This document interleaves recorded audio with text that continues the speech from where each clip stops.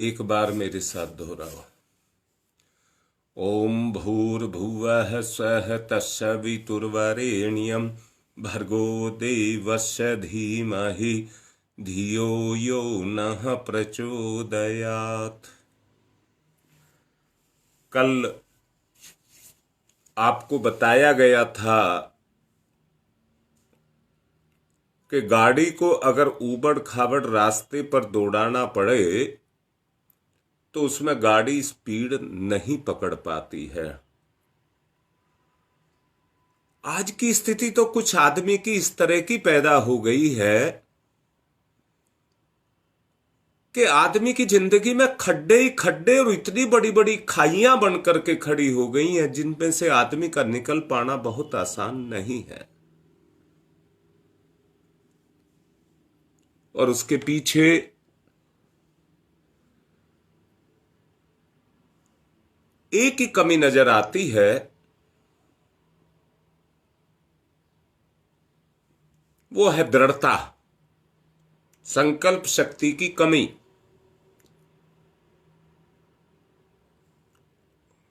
जिसके कारण क्या हो गया है, आदमी अंदर से अधीर, हृदयहीन, संकीर्ण बन करके खड़ा हो गया, जिसके कारण परस्पर सहयोग की भावना नहीं रह गई। परस्पर के सहयोग की भावना नहीं रह गई। सहयोग पराये को भी अपना बनाता है और साथ चलने में साथ देता है।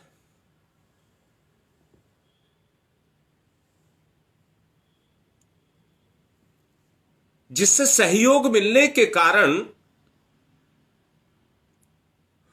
और ये समझ लेना, कोई सहयोग कर रहा है तो वो एक तरफा नहीं होता है। सहयोग दो आत्माओं के बीच में होता है। मैं फिर से पूछ रहा हूं, शरीर शरीर का क्या सहयोग करेगा? मन से आत्मा का सहयोग किया जाता है।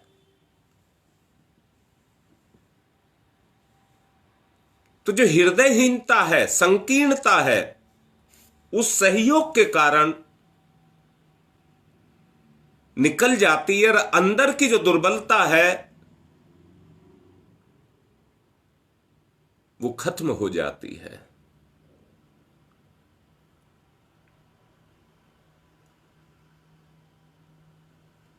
आदमी धरती पर जब चलता है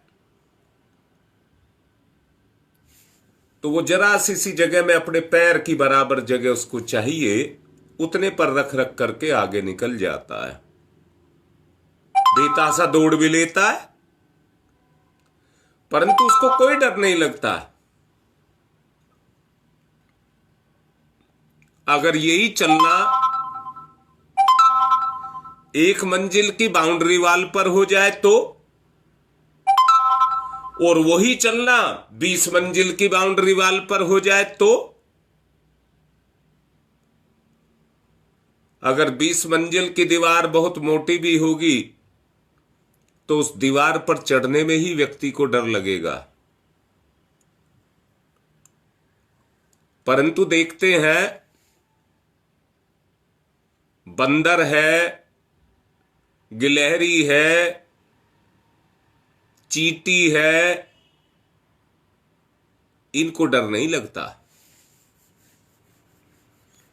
ये नीचे से ही बस जरा सा सहारा मिल जाए और उस पर चढ़ते चढ़ते चढ़ते चले जाते हैं। इनको कोई डर नहीं लगता।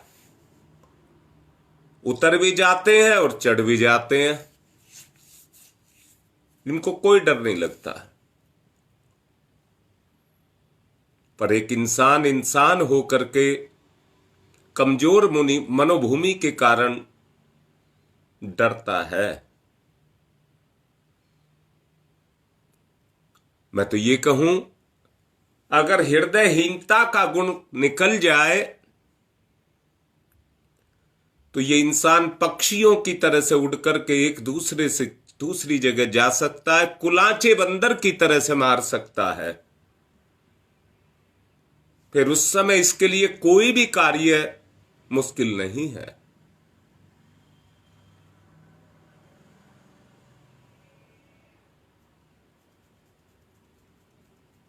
कल मैं दिल्ली में बुराड़ी गया था। एक बिटिया मेरे से कह रही थी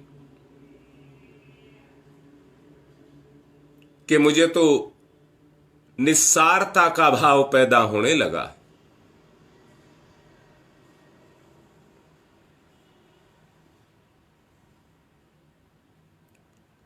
वो कहती है दुनिया में कोई रस नहीं है, मुझे दुनिया अब उबाऊ लगती है, मुझे दुनिया में कोई रस नहीं आता।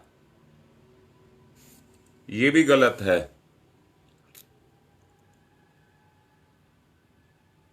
मैंने एक बात समझाई थी, जिम्मेदारी। मैंने एक बात समझाई थी, जिम्मेदारी। जो भी इस दुनिया में पैदा हुआ है वो अपनी जिम्मेदारियों को लेकर के पैदा हुआ है। मैं दोबारा से बोलता हूं, किसी भी विभाग में नौकरी करने वाला आदमी तब तक उस विभाग से लगाव करता है जब तक उसकी नौकरी उसके अंदर लगी हुई है, और जिस दिन वो रिटायर हो जाता है, रिटायर होने के बाद अगर वो लगाव करता है तो पर उसे वहां कोई कर्म नहीं मिलता है। जिस सीट पर वो बैठता था वो छिन जाती है, जो अधिकार उसके पास थे वो छिन जाते हैं, जो कर्म उसके पास था वो भी छिन जाता है। वो वहां पर पराया हो जाता है। तब उसके अंदर हृदयहीनता का गुण आता है। अब मैं फिर से कह रहा हूं, हम भगवान की नौकरी, नौकरी माने सेवा, भगवान की सेवा में है। हम भगवान की संतान है, भगवान की सेवा में है।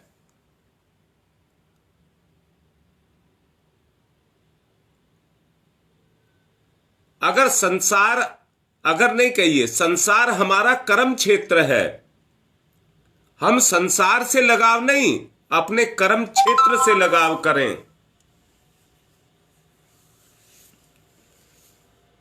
तो उबन नहीं आएगी।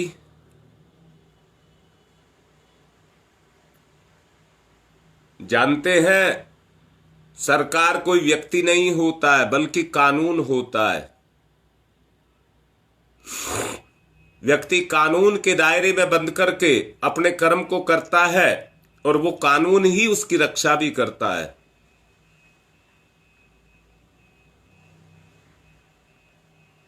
भगवान भी कोई व्यक्ति नहीं है, भगवान भी एक शक्ति है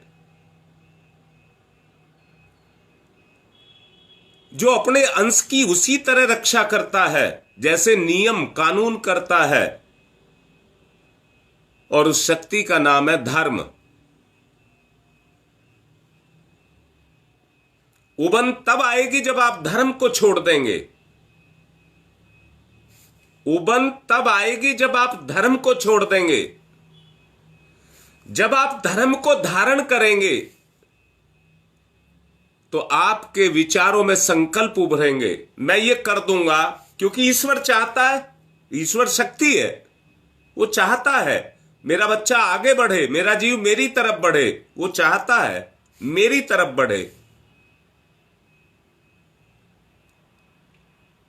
जब व्यक्ति के कर्म बनने लग जाते हैं तो व्यक्ति के अंदर उमंग, आनंद, प्रसन्नता की एक लहर दौड़ने लग जाती है। जब काम उसके बनते चले जाते हैं,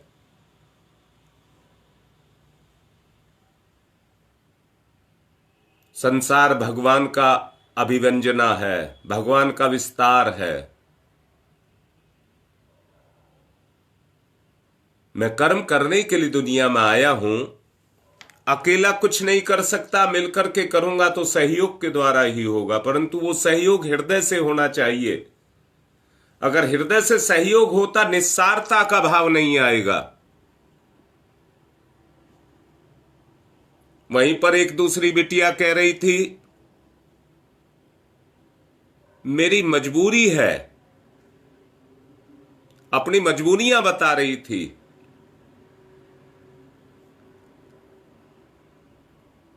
अगर इंसान ही मजबूर हो गया तो समर्थ कौन होगा? अगर इंसान ही मजबूर हो गया तो समर्थ कौन होगा? मजबूरी लाचारी है और लाचारी निकम्मापन है, तो संकल्प कहां से आएगा? विचारों के अंदर संकल्प कहां से आएगा? एक बात तो एहसास हुई कि जो गुप्त अनुष्ठान है वो अपना काम करने लगा। जो गुप्त अनुष्ठान लिया है वो अपना काम करने लगा, परंतु बच्चे भटकने लगे।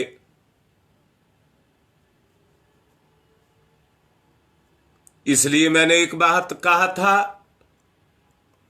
अपने आप को बांधना होगा, अपने आप को बांधना होगा। कौन से रस्से में बांधेंगे? संकल्प के रस्से में।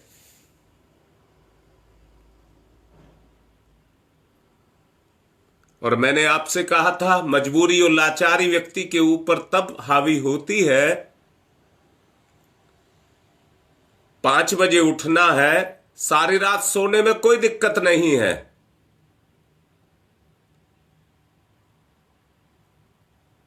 सारी रात सपने में सोने में कोई दिक्कत नहीं है, परंतु जब उठने का समय आता तो तब दिक्कत पैदा होती है। ये हमारी कमजोरी है।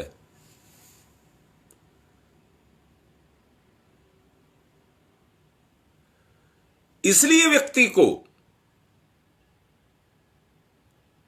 अपनी कमजोरी को मिटाने के लिए शक्ति के साथ, हिम्मत के साथ, संकल्प के साथ जुड़ना होगा।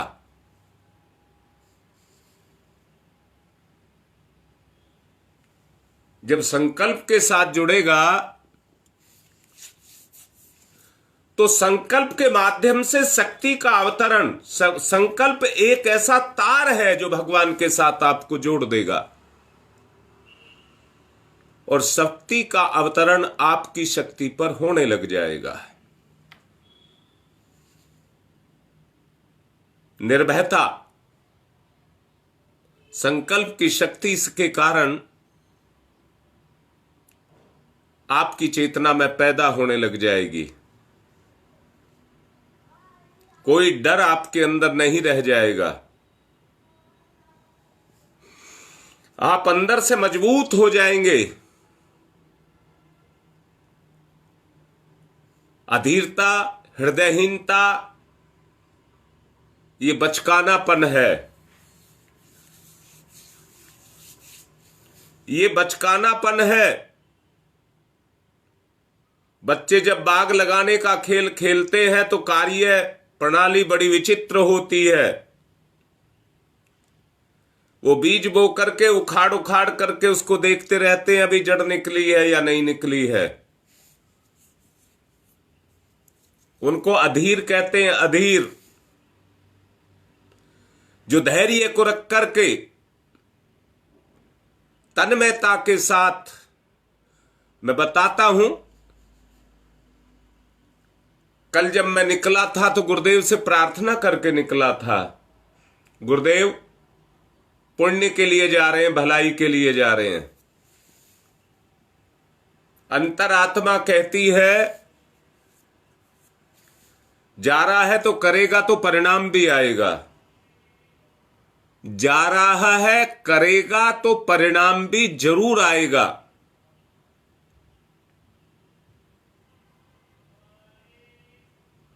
भला करने के लिए गए थे, मेहनत की तो परिणाम भी आएगा। आवश्यकता इसी बात की है। किस बात की आवश्यकता है? हम सबको मिलकर के एक दूसरे के साथ सहयोग करना पड़ेगा।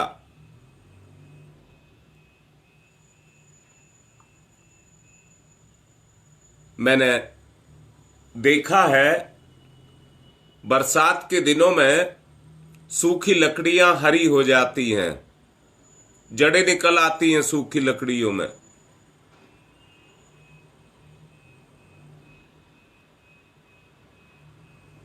वो समय का प्रभाव है, वो केवल बरसात के दिनों में ही होती है।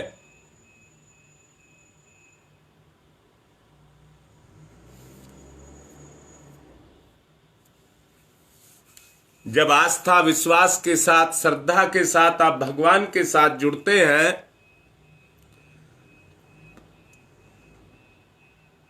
तो आपके अंदर भी सहृदयता पैदा होने लग जाती है। मैंने बहुत कुछ दिन पहले कहा था कि ऐसे व्यक्ति भी होते हैं जो अति भावुक होते हैं, वो बात बात पर आंसू गिराने लग जाते हैं, वो भी उनकी कमी है।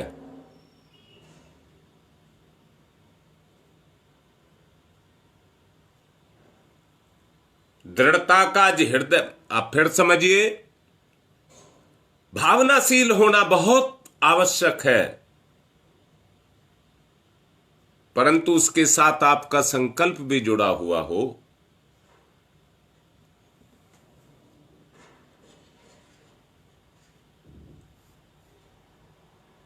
याद रखना, इसी संकल्प के कारण, शक्ति के कारण, जैसे बीज में से वो धरती में सोया रहता है, लगातार सोया रहता है, कोई छेड़खानी उसके साथ नहीं करता है, तो वो अंकुरित होकर के, फूट करके अंकुरित होता है और फिर अपना विस्तार करता है। हमें भी अपनी चेतना का विस्तार करना है।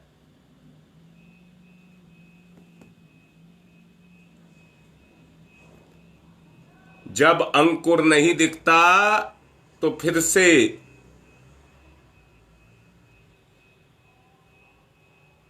अपने आपे को ही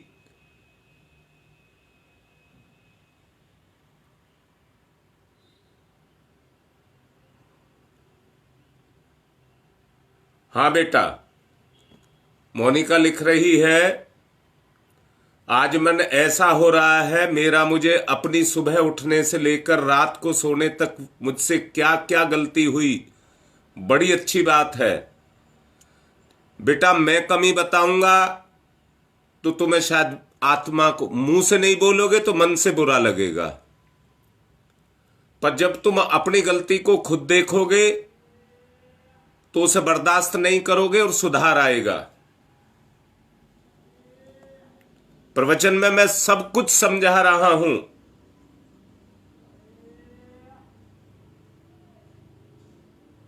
अपने संकल्प बल को उभारो,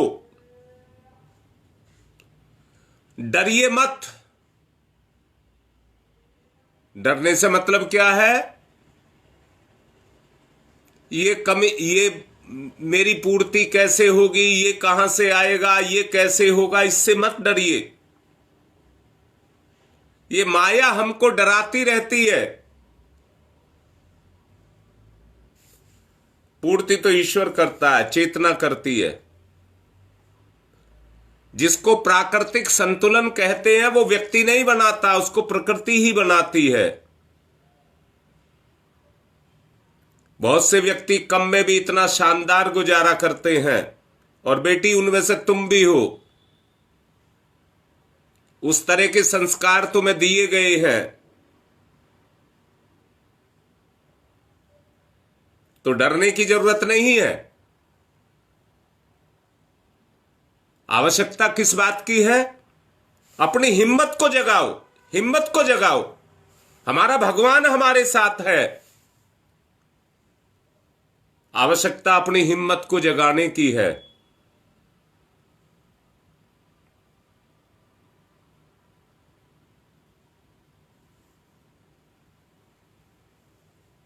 आवश्यकता अपनी हिम्मत को जगाने की है। अगर तुमने हिम्मत जगा लिया तो दुनिया में कोई कितना ही बड़ा राक्षस क्यों ना होगा, तुम्हारे जीवन में, मैं कह रहा हूं बाहर का राक्षस कुछ नहीं कर सकता।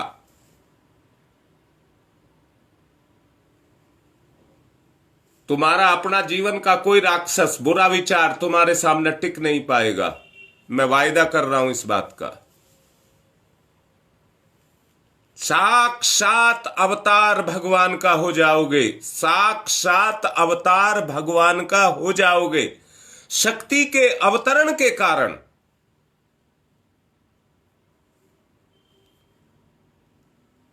किसी भी साधन में जब शक्ति उतरती है तो वो साधन अपने आप काम करने लग जाता है, बस उसको साधने वाला चाहिए। बनाया हुआ साधन तो ईश्वर का है, शक्ति भी ईश्वर की है, साधन भी ईश्वर का है, शक्ति भी ईश्वर की है, काम भी ईश्वर का है।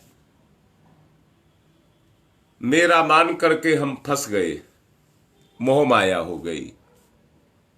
इसको छोड़ना होगा। अपने धर्म को निभाइए, अपने फर्ज को निभाइए, अपनी जिम्मेदारी को निभाइए। जो आपकी अपने गुरु के प्रति, अपने भगवान के प्रति आपकी जिम्मेदारी है, उसको निभाइए। मेरा गुरु मुझसे क्या चाहता है, अंदर से देखिए।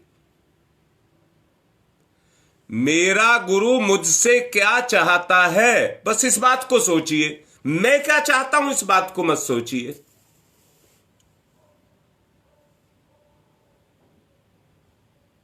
अंकुरन शुरू हो जाएगा।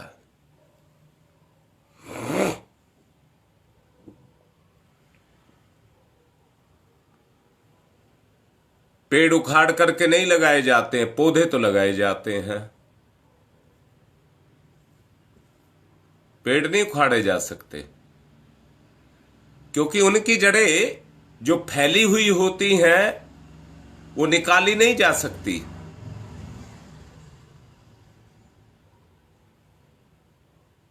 और एक बात और कह रहा हूं, खरपतवारों को जब ऊपर से काट देते हैं, जो पौधे के रूप में ही होती हैं, जब ऊपर से काट देते हैं तो वो फिर तना फूट के निकल आता है।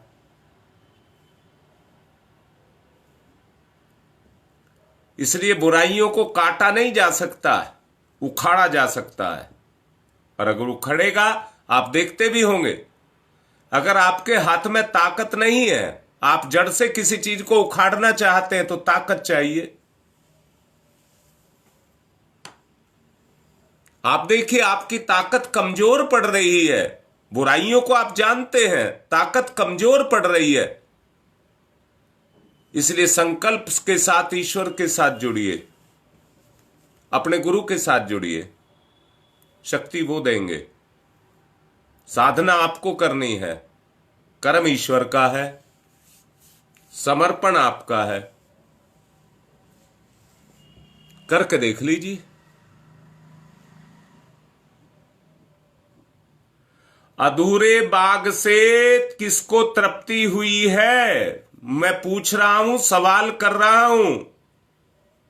अधूरा बाग लगाया, बच्चों ने खेल खेल में अधूरा बाग लगाया, पर मैं पूछ रहा हूं उससे संतुष्टि किसको हुई है?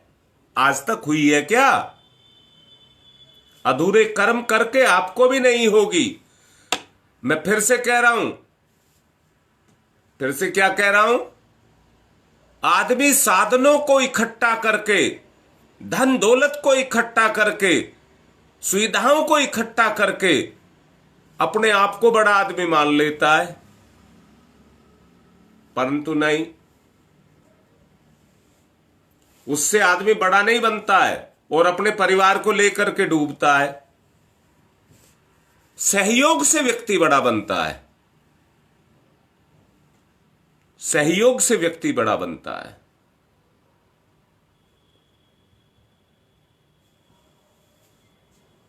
कल एक बिटिया कह रही थी मुझसे, एक बिटिया बीमार है, उसके बारे में कह रही थी। वो कह रही थी गुरुजी हम उसका सहयोग करना चाहते हैं। मैंने पूछा क्या सहयोग करोगे? लाइन पर है वो, क्या सहयोग करोगे? उसकी बीमारी को बांटोगे, उसके दुख को बांटोगे।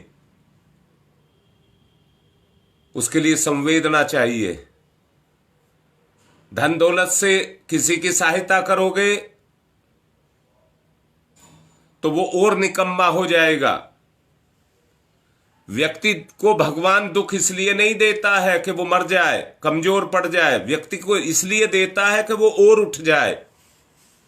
दुख हमेशा व्यक्ति के ऊपर निखार लेकर के आता है, पर उस पर लाता है जिसका संकल्प बल जगे,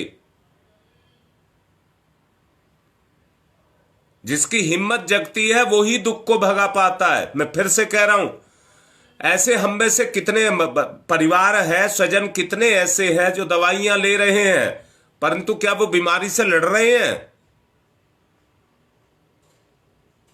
जो बात बोली गई है उसको ध्यान से सुन लेना। जो दवाइयां ले रहे हैं वो ये मान करके दवाई ले रहे हैं कि हमें बीमारी से लड़ना है, ये बम है जो बीमारी को मारना है, वो ठीक हो जाएंगे। और जो बेमन से दवाई लेते चले जा रहे हैं उनका बीमारी कुछ नहीं बिगाड़ पाएंगे, क्योंकि संकल्प की शक्ति नहीं लगी। आप सब हिम्मत करिए कि मुझे बीमारी को मारना है। आप हिम्मत जुटाइए अपनी, मुझे बीमारी को मारना है। किसकी हिम्मत है जो बीमारी टिक जाएगी, मरेगी? मैंने कहा है, अगर पुण्य करने के लिए निकले और ईमानदारी से कर रहे हैं तो होगा, भलाई के नहीं निकले हैं और भला कर रहे हैं तो होगा।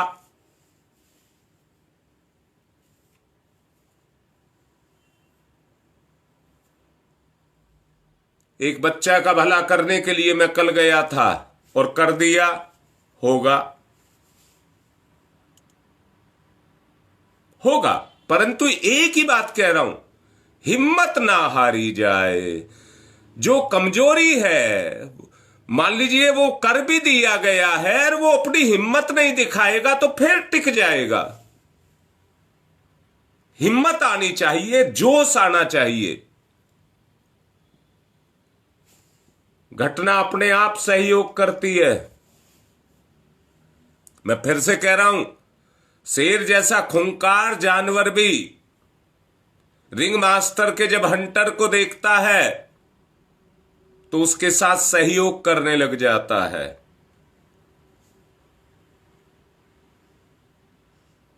उसके साथ सहयोग, रिंग मास्टर के साथ सहयोग करने लग जाता है। हमें बुराइयों से कमजोर नहीं पड़ना है, बुराइयों पर हावी होना है, उनको मारना है।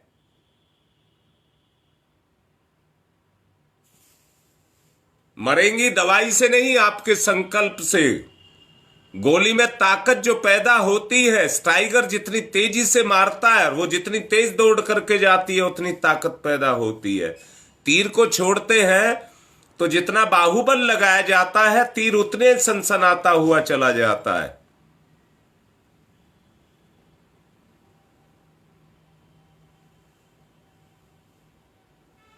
संकल्प की ताकत चाहिए।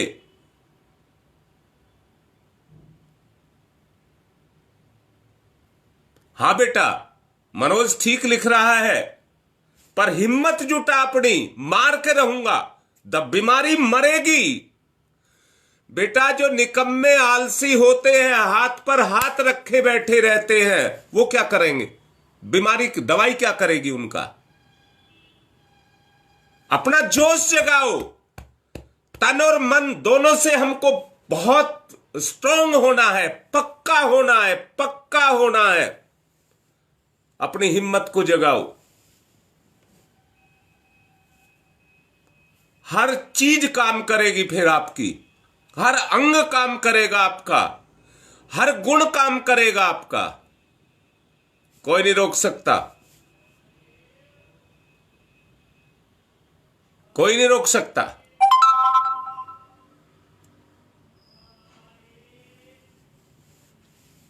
एक छोटा सा उदाहरण देकर के अपनी बात को पूर्ण करूंगा।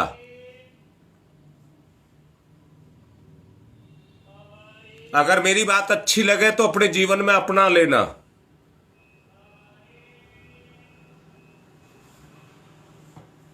दो भाई थे, गांव में रहते थे। दुख में ही मनुष्य सच्चाई को समझते हैं। गुरुजी, दृढ़ता कैसे आए? क्योंकि बीमारी से मन हटता है। संकल्प की शक्ति के साथ, गुरु के साथ जुड़िए बेटा, गुरु के साथ जुड़िए, गुरु के निर्देश को समझिए। हिम्मत गुरु देगा, दृढ़ता आपको लानी है। मैं भी उदाहरण के रूप में कह रहा था, समझा रहा था, समझिए। दो भाई थे, दोनों के चार चार बेटे थे। दोनों अलग अलग अपना परिवार बसा करके गांव में रहते थे।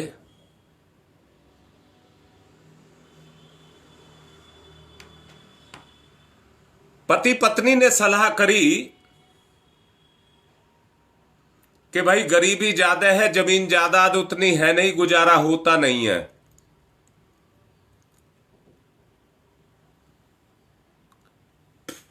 इसलिए उसने अपनी पत्नी से कहा, मैं अपने चारों बेटों को लेकर के शहर चला जाता हूं, तुझसे जो घर में हो उतना कर लेना, घर को संभाल करके रखना, और मैं चारों बेटों को लेकर के शहर जा रहा हूं। वहां से हम चारों पांचों कमा करके लेकर के आएंगे और फिर गांव में शांति की जिंदगी जिएंगे।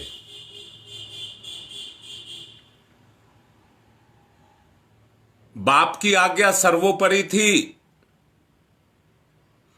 चारों बच्चों ने कोई प्रमाद नहीं किया।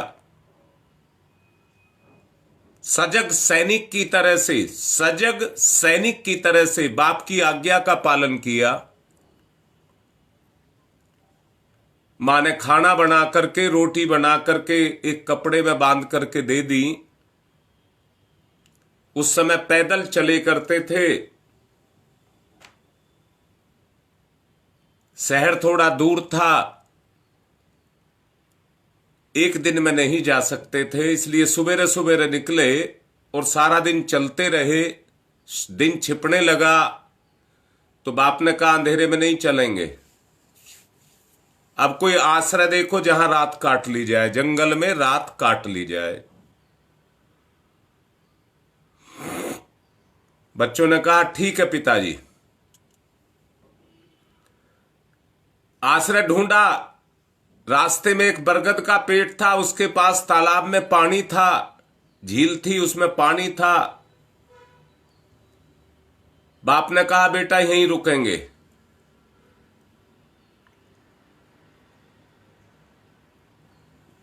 वहां जाकर के बाप ने कहा, एक बेटे से कहा, बेटा वहां से लकड़ी ला, तोड़ करके झाड़ू बना करके ला, यहां झाड़ू लगा।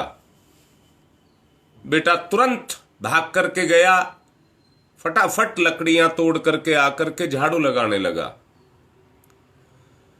इसी बीच बाप ने दूसरे बेटे से कहा, ढेले उठा करके, डले उठा करके ला, चूल्हा बना। चूल्हा बनाने लगा। तीसरे बेटे को उसने बर्तन दिया, जा तालाब से पानी लेकर के आ और यहां पर पानी छिड़क। वो पानी छिड़कने लगा। ऊपर एक बाज पक्षी बैठा था, सब कुछ देख करके कहने लगा, इतना गरीब है, खाएगा कहां से। उसने कहा, रुक, मेरा भी चौथा बेटा बकाया है, तुझे मार के खाऊंगा। और उसने चौथे बेटे को कहा, मार इसको। कहते के साथ ही बेटे ने उठा लिया ढेला। पक्षी हाथ जोड़ने लगा, मारो मत मुझे, जिस उद्देश्य के लिए जा रहे हो उसकी पूर्ति मैं यहीं कर देता हूं।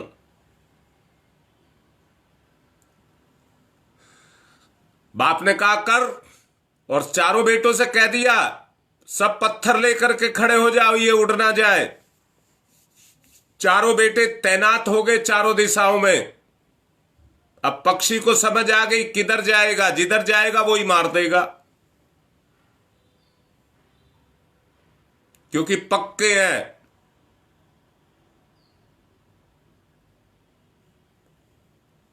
तो पक्षी कहने लगा, इस पेड़ की जड़ में यहां पर जाकर के खोद लो, और यहां पर धन रखा हुआ है।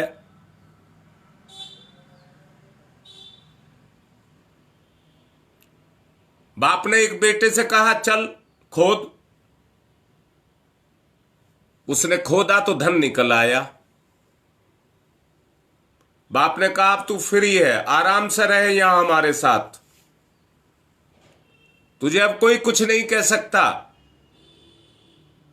ये मेरा आदेश है, तुझे कोई कुछ नहीं कहेगा हम में से, और भी कहेगा तो हम जब तक है होने नहीं देंगे तेरे साथ कुछ सहयोग।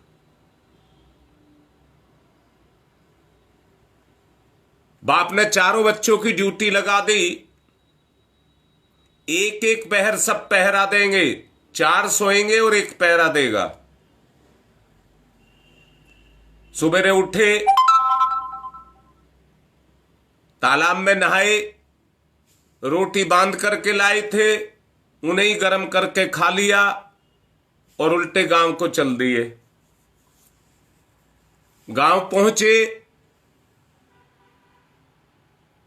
तो पहुंच करके बाप ने ईंट का मकान बनाने के लिए ईंट का आदेश कर दिया। जमीन जायदाद खरीद ली। एक ही सप्ताह में उसने अपने परिवार का कायाकल्प कर दिया। अब तो वो मकानदार, जमींदार, सब कुछ हो गया।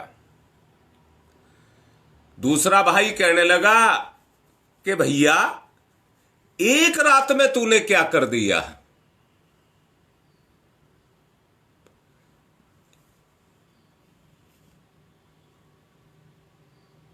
हाँ बेटा, ठीक लिख रही है। जिसको एहसास होने लगा हमारी गलती है, वहीं सुधार आने लग जाएगा। अब मैं कह रहा हूं, दूसरे भाई ने पूछा कि एक रात में ऐसा क्या हो गया? सरल आदमी थे, सच्चे आदमी थे, उसने अपनी सच्ची सारी बात भैया को बता दी। भैया ने कहा कि मेरे भी 4 बेटे हैं, हाँ कुसुम बेटा, एकता में ही बल है, महसूस करो, परंतु सब एक हो जाओ। अब मैं उस भाई की बात बता रहा हूं जिसके दूसरे के 4 बेटे थे। उसने घर जाकर के अपनी पत्नी से और अपने बेटों से सलाह की। पहले ने अपनी पत्नी से सलाह की थी, बेटों से नहीं। दूसरे ने बेटों को भी बुला करके, पत्नी को भी बुला करके भाई का उदाहरण दिया कि सहयोग के कारण एक ही रात में उनका कायाकल्प हो गया। उसने कहा, क्यों ना हम भी कर लें इस काम को। प्रलोभनवश सारे बच्चे, चारों के चारों बच्चे तैयार हो गए। भाई ने रास्ता बता दिया था उस पेड़ का। चारों चल दिए, 5 चल दिए। जब उस पेड़ के नीचे पहुंचे तो बाप ने वही नकल की, चल भाई लकड़ी ला, तोड़ करके झाड़ू लगा। बड़े ने कहा, पिताजी छोटे को कह दो। उसने कहा, और छोटे को कह दो। उसने कहा, और छोटे को कह दो। चारों में से कोई से ने नहीं किया। बाप खुद गया और जाकर के झाड़ू लगाया। उसने कहा, झाड़ू तो मैंने लगा दी, अब यहां डले ले आओ, चूल्हा बनाओ।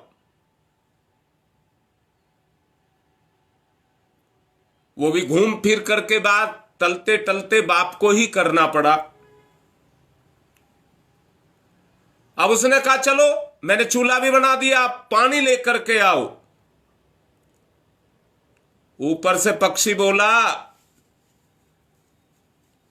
कि पानी भी तुम्हें ही लाना होगा, और तुम मुझे मार करके नहीं खा सकोगे, क्योंकि तुम में एकता नहीं है।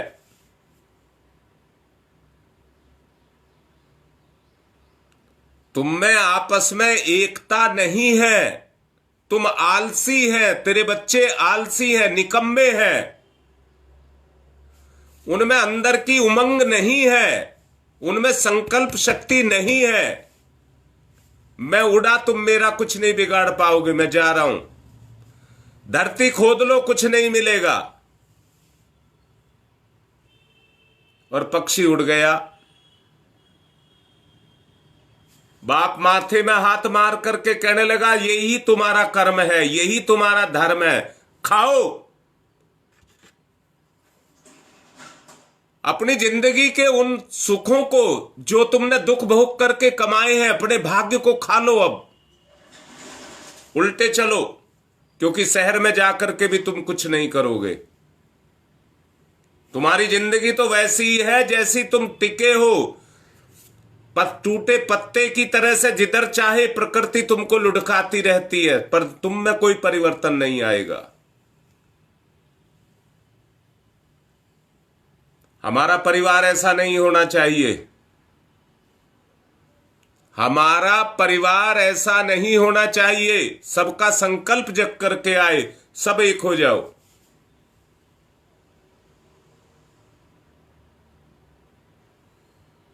समय पूरे से कोई ज्यादा हो चुका है। आज की बात को यहीं विराम दे रहा हूं और विनती कर रहा हूं कि सब अपनी हिम्मत को जगाओ। ओम शांति ही शांति ही शांति।